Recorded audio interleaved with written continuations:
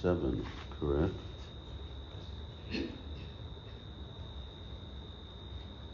Apologies for lack of AC, but maybe if we open that door, get more of a draft.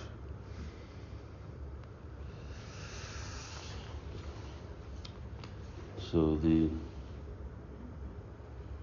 poet is writing, Kuveratmajo badha murtyaiva chadvat tvaya muchito bhakti bhajakrito cha tata prema bhaktim svakam me prayacha namokshe graho mesti Dāmodarāṣṭaka. While still bound to the grinding mortar, you granted the two sons of Kuvera liberation from the curse of Nard and blessed them with loving devotion to you. Just as you made these demigods recipients of the greatest mercy, kindly grant me not liberation, but the same eternal perfection, O Damodar. I long for nothing other than this.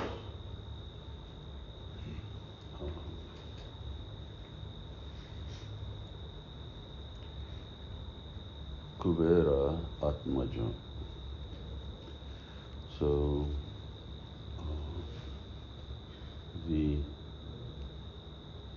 when you have this AU at the end, it indicates plurality, just like Vande Rupa Sanatano Raguyago Sri Jiva Gopalako. So it indicates that there are plurals. Raghu, the Raghunath Bhatta, Raghunath Das, so therefore they are the Raguyago. So plurality is indicated. So Nala Kuvera and Manigriva, they are the two. And Atma. Kuvera Atmaja.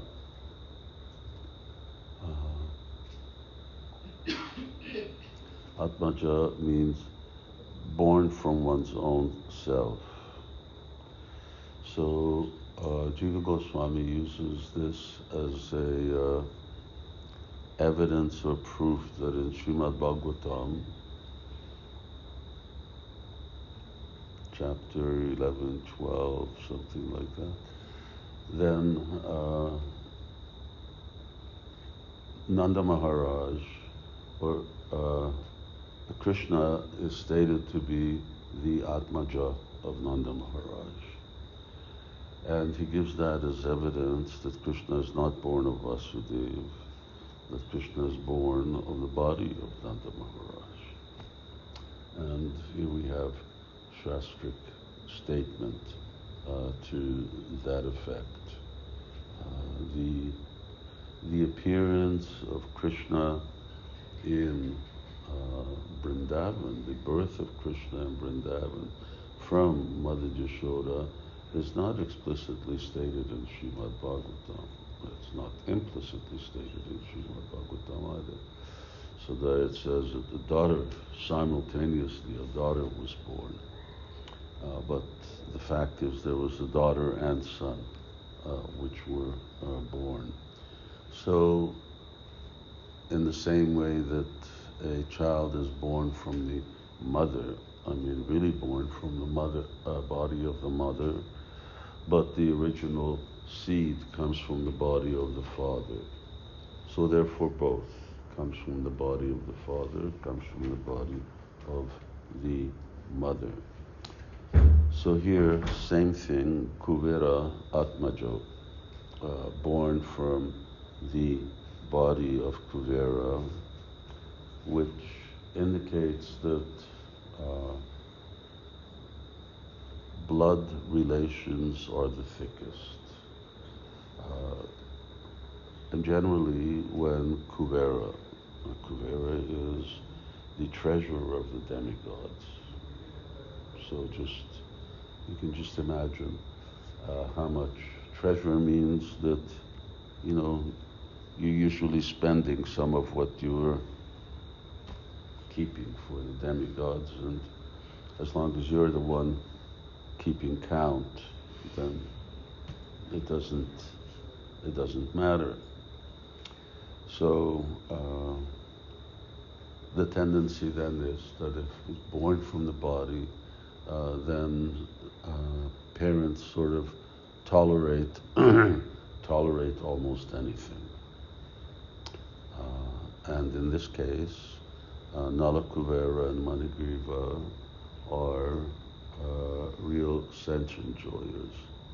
Now, Kuvera is not like that. Consider that it's Kuvera who comes and preaches to Dhruva Maharaj in order to stop killing all the yakshas, who Prabhupada says in the purport that these are people in Turkey. These are the Turks. And he says that don't kill all the yakshas, because ultimately he was getting vengeance for the death of his brother, younger brother. But only one person, well, a group of these yakshas actually killed him. So you've already killed them. Now why wipe out the whole race of yakshas? And even great personalities, Arjuna, Dhruva, sometimes, especially in the heat of battle, they just become overwhelmed, and they get into this killing spree. But the point is that the prayers that Kuvera gives and the advice that he gives Dhruva Maharaj, and of course Dhruva Maharaj, he offers Dhruva Maharaj a benediction, and Dhruva Maharaj just asks, let me always have the association of devotees of Lord Vishnu. I don't ask for anything else like that. So even though he was such an elevated person, but still Atmaja, you give a real leeway to young men, and women, not really. It wasn't the custom. Women were kept under sort of tighter supervision by their mothers, but boys, well, that's where this saying comes from, boys will be boys. So, Kuvera Atmajo Badha Murtya. And so, Badha Murtya, his murti, his divine form was Badha, was bound. So here's one aspect of this wonderful pastime, that Krishna is bound. We use the term hand and foot, although it was his waist that was bound, but still Krishna is bound and he's tied to this mortar. So what happens when people hear this pastime of Krishna being tied? They become liberated. So what means binding God, hearing about how God is bound, liberates others. So it shows the nature of that transcendental nature of Krishna's pastimes. Tavakatam tapta jivana. So similarly, Krishna is stealing butter. Krishna is telling lies. When you hear about that, you become liberated. You become free from telling lies, you become free from the propensity to steal. Vikriditam Brajabadhu Viridam Chavishno. I was quoting that yesterday. Sharamvitam Shri Bhakti Parabhagat Patirabdya Kama Ridroga Kama Ashu.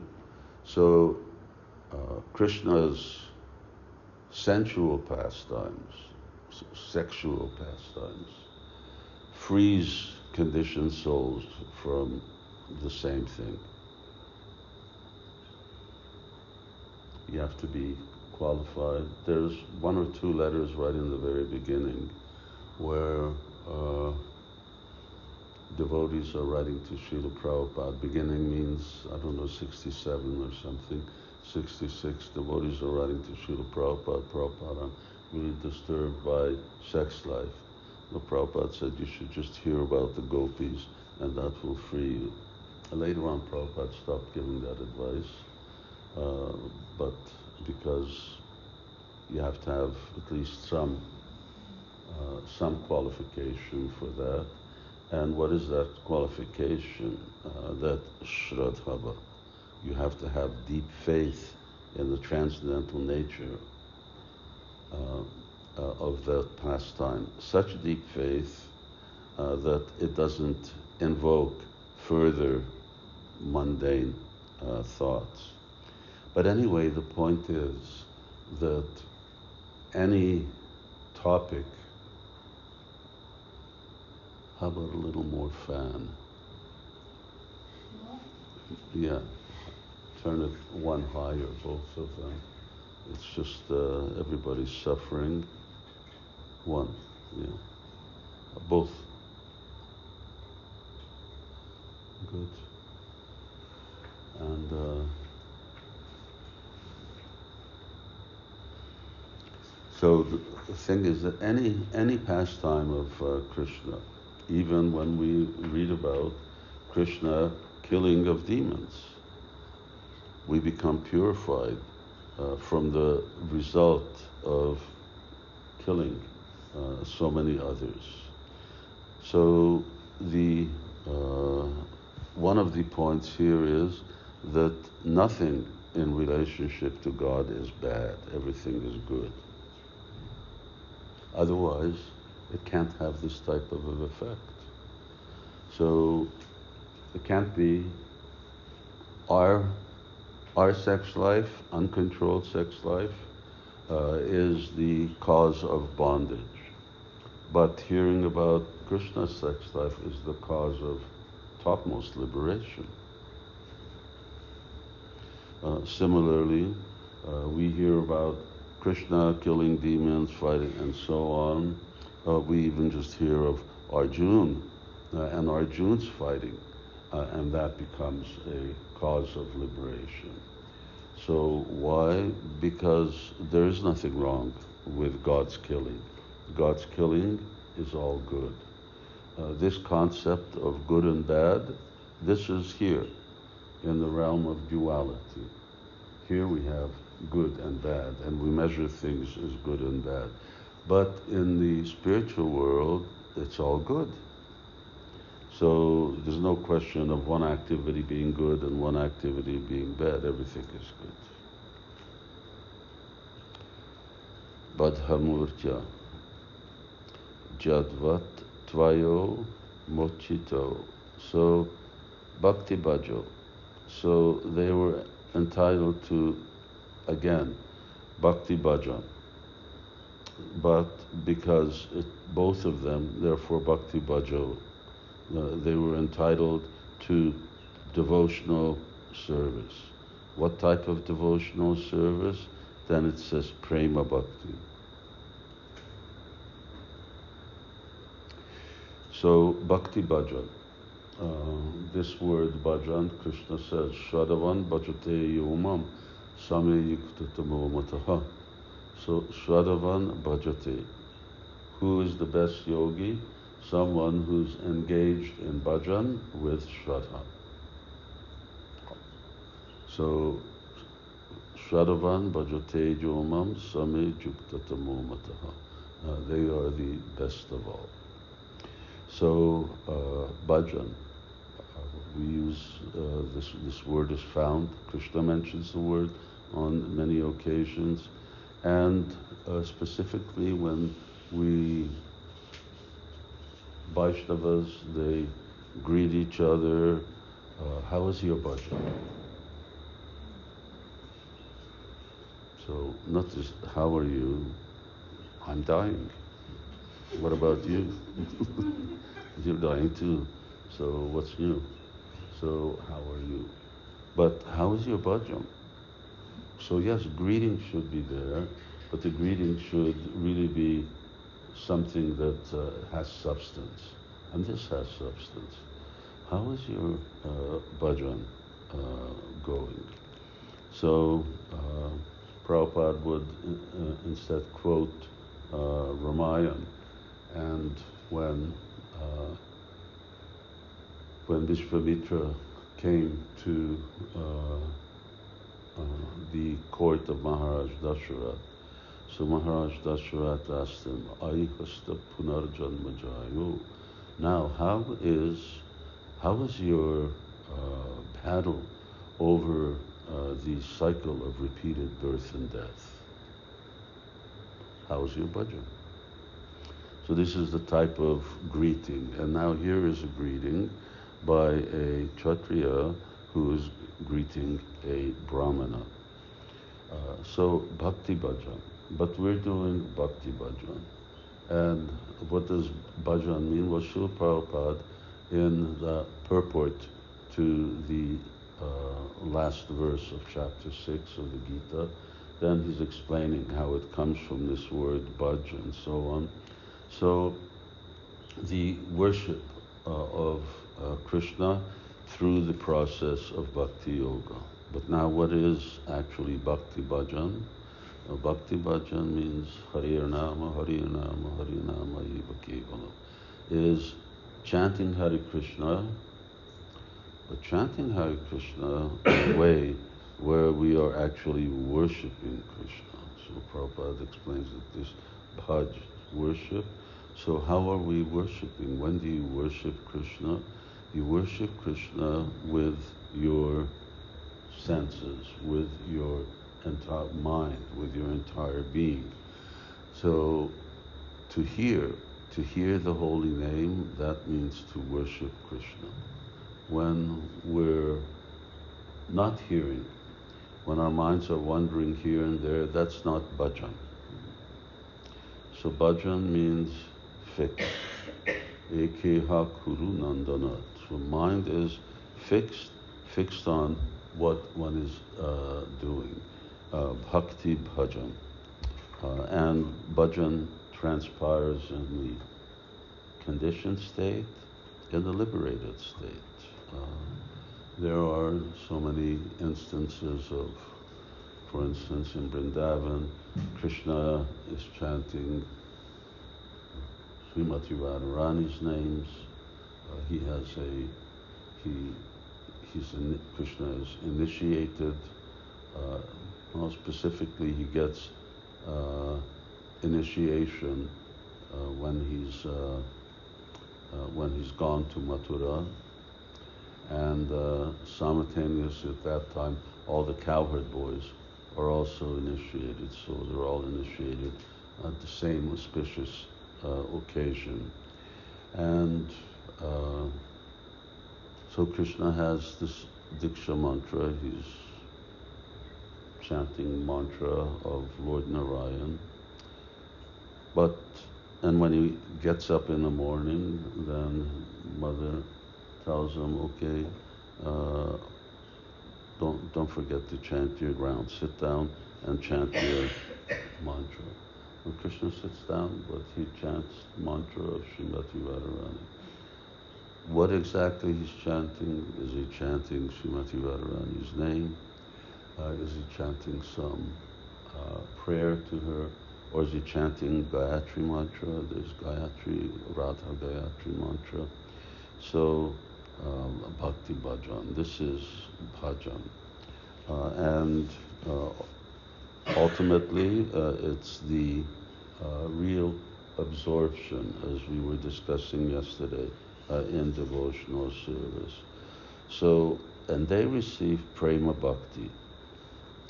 So, if you see Krishna, you get prema. And if you have prema, ultimately you'll see Krishna. Prema doesn't, usually prema means that one can see Krishna at will, but if for some reason one does not, when you see Krishna, then you definitely get prema.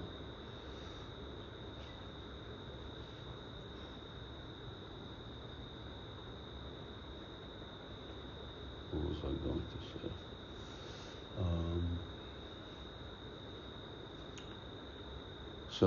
But what kind of prema are they getting? Oh yes, that's what I was seeing Krishna. Now,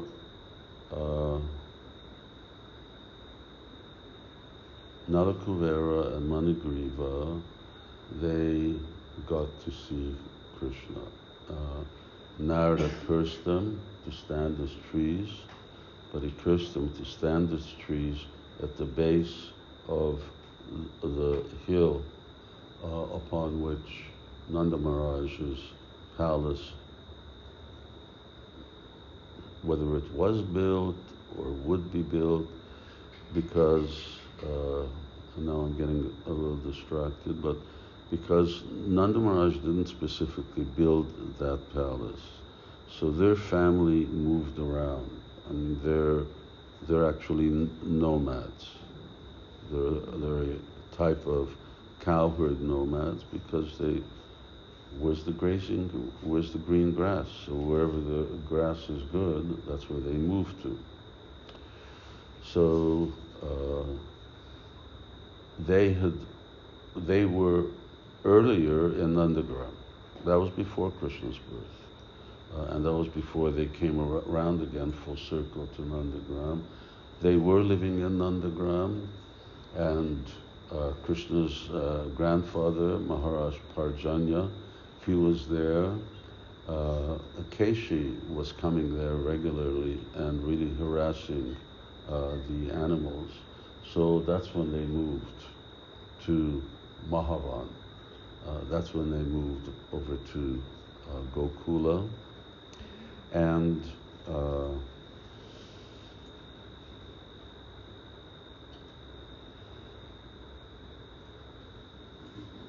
I keep forgetting the point I was going to make, because I get derailed in so many ways. Prema Bhakti. So anyway, they moved over there, and it was there that Krishna then took birth. So, oh yes, when Krishna and pulled down the actual what's it called? Mortar. Mortar was stuck between the trees. So Krishna just sort of sat there for a little while, and then at a certain point he remembered Nalakuvera and Manigriva's curse, that they should be liberated. So then he pulled on the mortar, and he pulled down the trees. So Nalakuvera, Manigriva, they offered prayers and so on, very beautiful prayers. And then Krishna says one thing. He says that you're seeing, he says, generally sinful people like you can't see me. So I don't make myself visible to people who've engaged in some sinful activities, but because you've seen Narada, and Narada said that you're going to see me, therefore you're seeing me now with your two eyes. And by Narada's grace, therefore prema bhakti. So it's a very important point, because here is the power of serving a great Vaishnava. Maha Bhagavato Mahan. Mahabhagavata. The Mahabhagavatas are rare.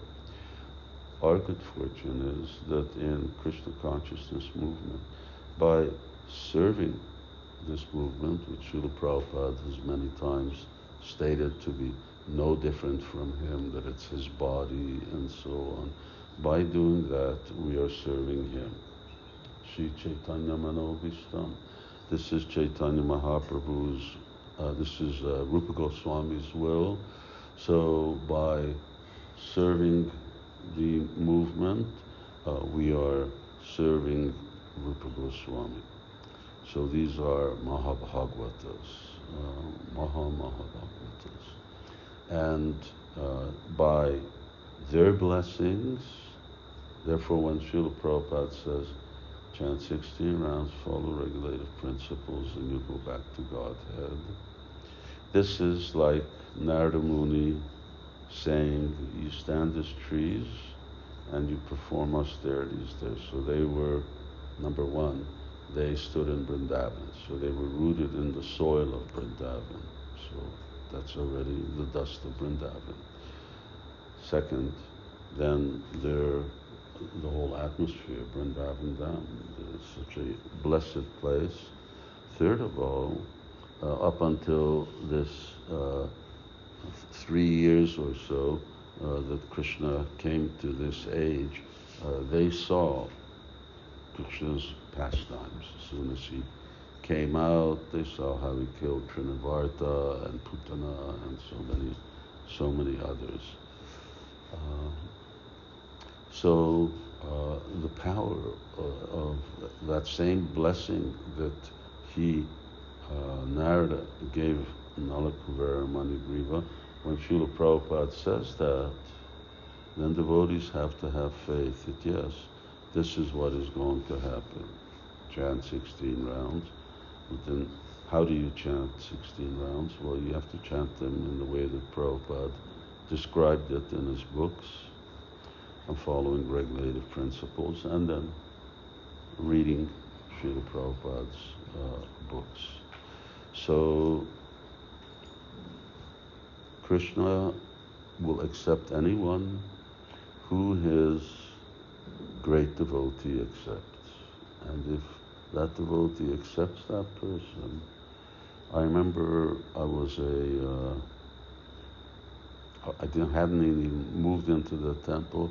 I'd come with my wife and a good friend of mine, and I'd brought him to the temple, and Vishvambar Prabhu, he was giving class. He is French-Canadian, but he speak perfect English. I'd known him before because one winter when there was a big blizzard, and I was walking my dog in the snow. I mean, the snow was like up to here. We're going on Mount Royal. That's what Montreal is called, Mount Royal, because there's a mountain in the middle. Not a big mountain, but nice sized mountain. I was walking there, and he was there, and we bump into each other, and I'm chanting rounds. And he was like shocked. What are you chanting rounds? You chant Hare Krishna? I said, yes. He said, you should move into the temple. Anyway, back to, he's now giving the Sunday feast class, and he's saying, even if Krishna rejects you, if a devotee accepts you, then Krishna has to accept you. But if a devotee rejects you, then Krishna becomes helpless. So this was the situation also with Durvasa Muni, that Krishna said, I can't, sorry, I got nothing against you, but I can't help you. If you get Ambarish Maharaj's blessings, then Sudarshan Chakra will leave you alone. So, Tata Prema Bhakti, what type of prema did they get?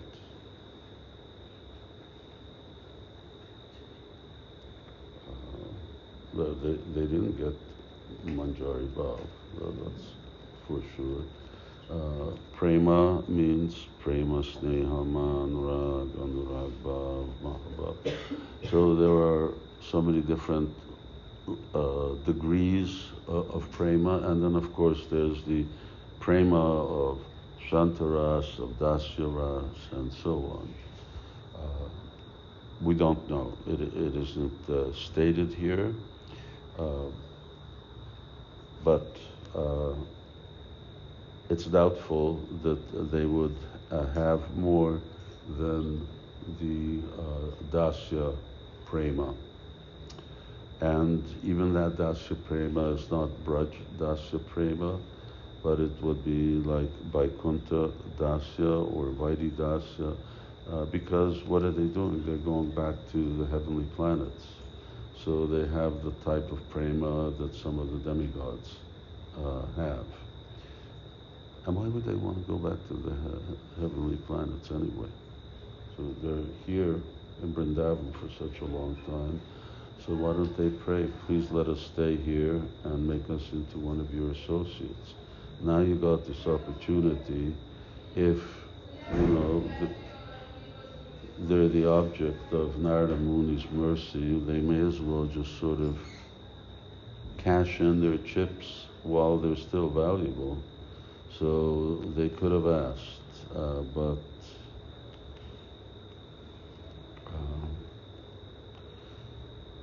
their sadhana or their sadhan bhajan, what was their sadhan bhajan? What were they doing in all that time? Well, they were seeing how much they understood of what they saw. Did they actually chant Krishna's names?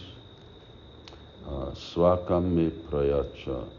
So he says, please give me that same type of prema bhakti. Do you really want that same type of prema bhakti? Or is this just a generalization? That prema, because prema is the first stage of prema, but it's also a very general statement. Mahabhav is also prema. Or does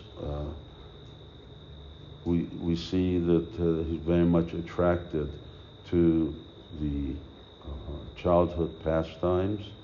So obviously when he's talking about prema, he wants something that is compatible with those childhood pastimes, as we're saying. Either it's a parent, either it's a child in the same of the same age. Prayacha namokshe graho mesti Dāmodarāṣṭaka. So I don't want liberation.